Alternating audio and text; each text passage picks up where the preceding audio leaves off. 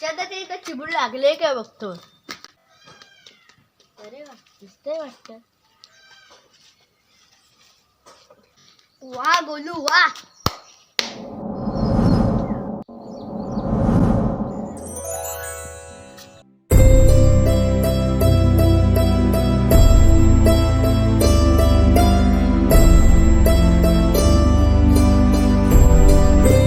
माझे पप्पा म्हणाले की देशाला भ्रष्टाचाराची वाळवी लागली. नको मला तुझे पैसे. मी तुला सांगण्यासाठी सांगतोय, तुझ्या पैशाने माझं पोट नाही भरणार. तुलाच वाईट सवय लागेल. हे काय करतोय?